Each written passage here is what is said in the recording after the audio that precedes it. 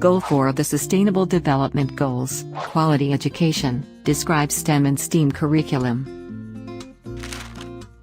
There are currently two educational approaches to teaching children in the U.S., the STEM curriculum and the STEAM curriculum. STEM focuses on educating students in 4 specific disciplines: science, technology, engineering, and mathematics. STEM incorporates these principles into a cohesive paradigm that encourages motivation, engagement, and employs real-world applications. STEAM adds the arts to education and uses the 5 points to guide student inquiry, dialogue, and critical thinking. STEM supporters believe that curriculum naturally involves the arts. Examples include product design and the communication skills needed for language arts. STEAM supporters say incorporating the arts into the other disciplines devalues arts' importance. These two forms of teaching are not too different from each other. Exploring opportunities where art naturally fits into the STEM narrative can help create a healthy balance. Treating art as an applied subject, such as math and science, will give students a new discipline to learn that can also be applied to real-world situations. Design classes can help students learn how to create logos and organize information into presentations. Performing arts, like drama and speech, can help translate into technical writing and persuasive writing skills, which are abilities used in technology-driven and marketing career fields. Creative planning calls for students to use the right side of their brain to think outside of the box, which can come in handy when needing to create content and innovative thinking. Science, technology, engineering, the arts, and mathematics are all important factors that make up the curriculum. Being able to learn about all of them will lead to well-rounded and versatile professionals.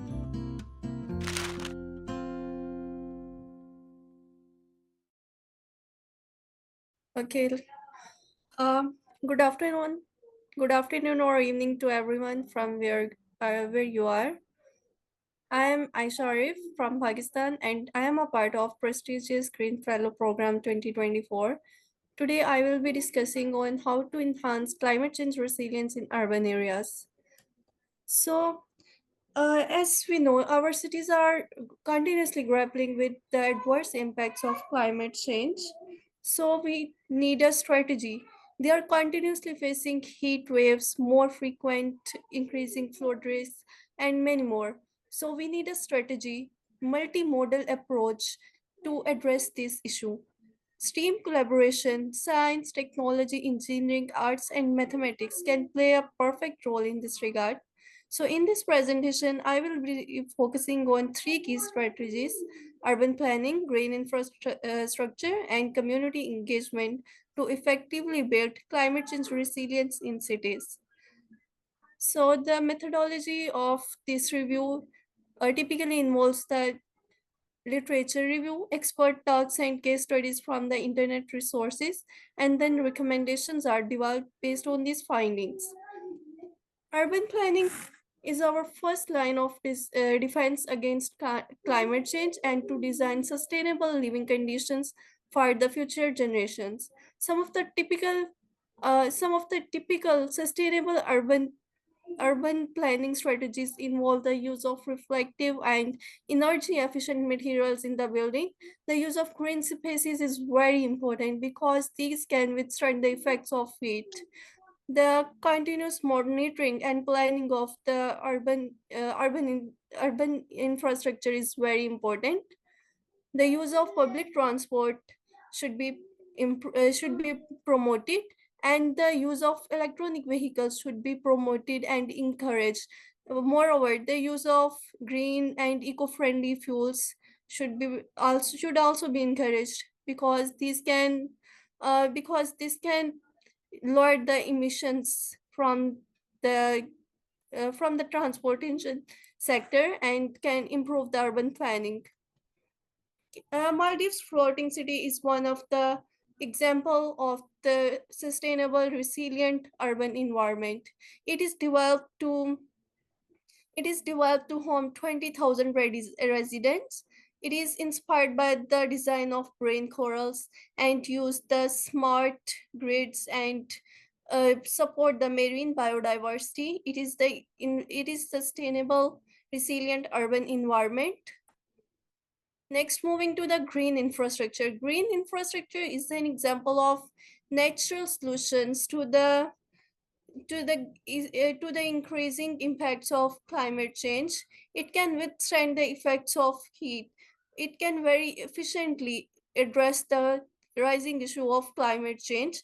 Green infrastructure typically includes the green roofs, green belts, parks, wetlands, farms, forests, etc.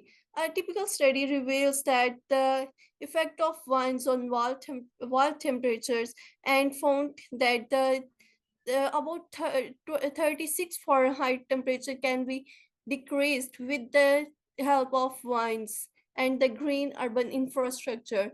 Green spaces not only mitigate the climate change but also increase the aestheticity of our cities. This is an example of the picture shown here is an example of the green roofs in Germany. Germany is the one of the most leading in green infrastructure worldwide. These nature-based solutions not only mitigate the effects of climate change but also bring additional benefits like more livable and beautiful aestheticity. It also brings aestheticity to our cities. Furthermore, this figure reveals the urban green infrastructure positive ecological balance. The overall ecological balance is 73.77 global hectares, and the urban global infrastructure ecological footprint is 1.22 global hectares, which is very positive one. Community engagement is very important to develop resilience in urban environment because community engagement is essential for success. We need to empower local communities to take part in decision making, disaster preparedness, and resilience projects. Community led urban gardening initiatives or citizen projects where people monitor flood risks are excellent ways to get people involved. Raising awareness through educational campaigns also plays a big part in helping people understand the risks and how they can contribute to building a resilient community. STEAM education and collaboration is very important here. The STEAM collaboration and education in educational institutes can play a perfect role for developing urban climate resilience. Here is a here is a brief collaborative planning approach for climate change adaptation. You can have a look here. Future directions involve the collaboration among stakeholders. The public and the government sector should collaborate. The educational and public collaboration is very important. Industrial collaboration is very important in this regard. And STEAM research and development can bring more resilient urban cities. Strong legislative work, of course the strong legislative is very important in building resilient urban cities. Campaigns for community engagement, we should campaign for the community engagement, because public can play a better role in making the cities more resilient against climate change. Adaptation of smart technologies can be very important in building resilience in urban areas. Promoting green spaces is one of the natural and best solution for for building the resilience in urban areas. So the importance of of green spaces should be understood, and they should be promoted at each level. Public awareness should be created in this regard. Thank you so much for hearing me, and question answers. Beautiful presentation. That's from Opelana to you. And I think we have the last presenter for this session, which is Abdullah Asin. Abdullah, are you with us? Can you hear? Great. So yeah, hello everyone. It has been like a very interesting conference so far. So the topic is mainly about reviewing the integration of STEAM principles with climate change education. And in this presentation, I'm willing to share with you what I have done, and maybe it could be a model that can be replicated in your countries and local communities. So in a brief, as you might know, there is around 79% growth in employment for STEM jobs since 1990s, and the STEM jobs are really accelerating in comparison. So the STEM occupations are expected to increase dramatically the upcoming years compared to non-STEM jobs. Additionally, there is a huge climate gap. Right, so 40 million children education got disrupted because of climate change. And 30% only of 97 low and medium income countries, which were surveyed by the UNESCO, reported that there is a government action to apply green education. So there is only 30% who of the governments which are willing to apply green education. Not only that, but 18% only took into consideration climate education in their education sector planning. So there is a huge climate gap. And climate change, as you all know, are affecting us, and it's also affecting the children themselves. So the idea here for this model is to mainly have a comprehensive skills to be tackled during a session or a tutorial that can integrate STEM or STEAM skills and the sustainability, environmental, or climate change skills. So the target skills that we are looking for are coding or programming, sustainable development, with a climate change focus. And in addition to that, there are some interpersonal skills that can be combined, whether we are talking about entrepreneurship, teamwork, and peer learning, critical thinking, and problem solving. So we are trying to embed all of that in one tutorial or session so that people, our students, can actually feel the motivation, excitement, and willing and eagerness to learn and apply what they learn. So the case study is mainly implemented with Goethe Institute during a campaign called Green July.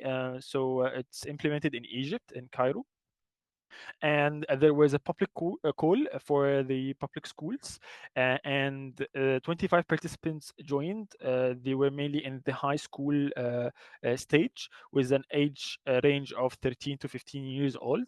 The sessions encouraged parents to get engaged with the students, which is really important to make sure that the students afterwards can apply those skills in their personal life with the motivation and encouragement of their parents.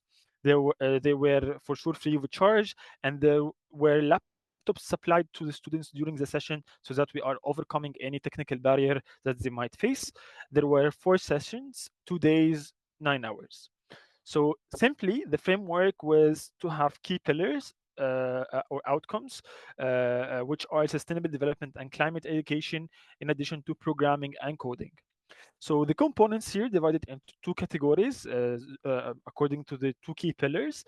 For the sustainable development, we used the SDG game, which is very nice. It helps the students to play a board game that can actually raise their awareness on the Sustainable Development Goals using cards with some statistics, shocking ones, and increase their knowledge about the SDGs. And then we have some book widgets which are actually like flashcards, puzzles online that they can play with, so that they can interact. And during the sessions, we also with the Guta we had a smart screen so that they can interact on the screen itself. So it was really nice to have for the interaction and creativity part.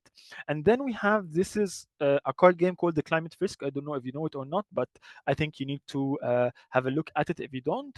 And it has a kids version. The Climate Frisk is a card game that is actually depends on collective intelligence and people to learn together the climate change based on a card game that is based on science. However, you don't need to be a scientist to know about it, and there is a kids version for it.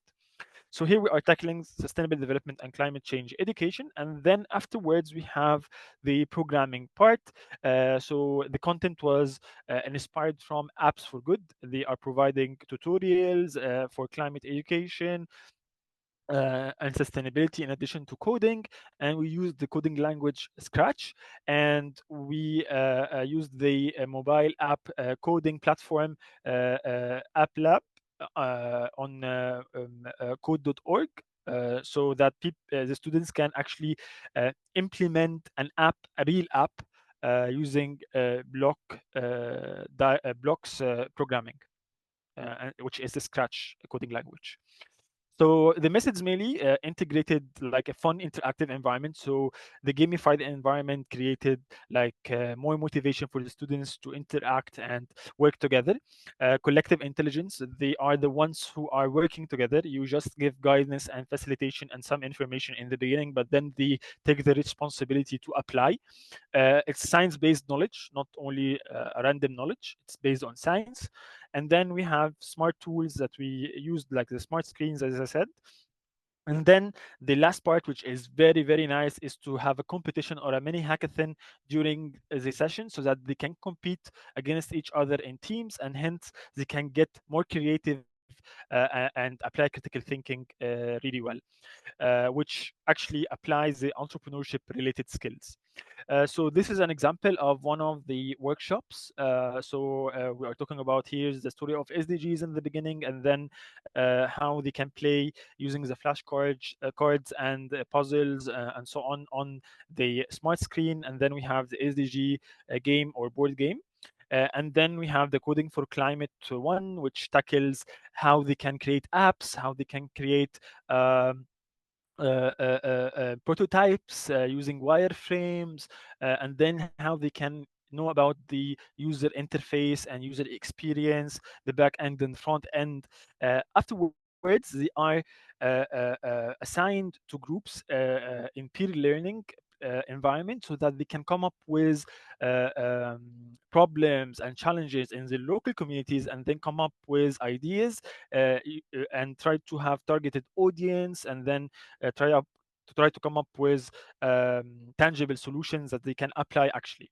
So in order to help them with that, we created like some sub themes like waste management, awareness, and consumption, so that they can feel easy to come up with ideas in those segments. All right, and we give them inspirations in the beginning, and the outcome was really inspiring. In 30 minutes there were 5 groups, and those are the ideas that they implemented, and they actually came up with apps, working apps, prototypes for an awareness platform focused on educating youth about climate change, a mobile app to help home consumers segregate their waste effectively in their homes, or even a mobile app to reward consumers for their efficient water and energy consumption, and another mobile app to help home consumers to donate their surplus food to people in need.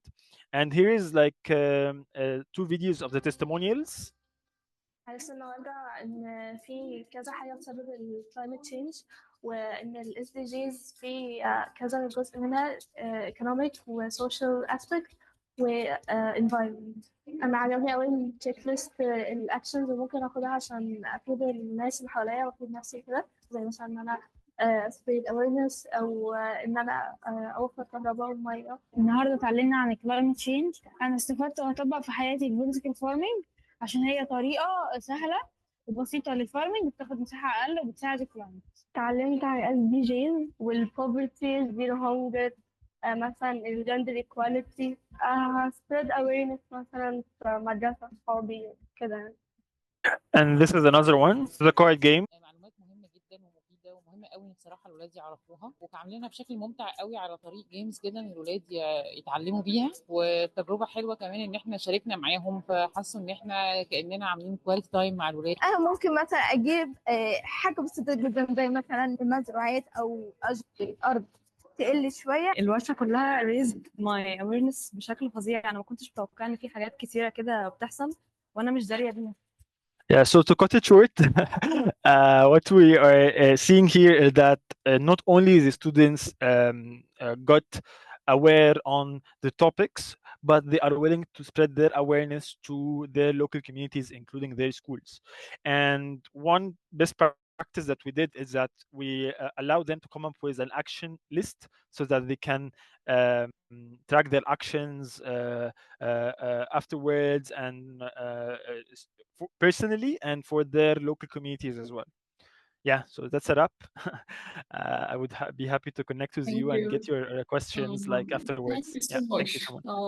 Yeah, it's great to learn about what you're doing in championing STEM education in Egypt, and I think it's something that can be adopted in other countries across Africa. So I think post-conference we'll be happy to learn more about what you're doing more about it, and Sure. thank you so much. much, Mr. Abdullah.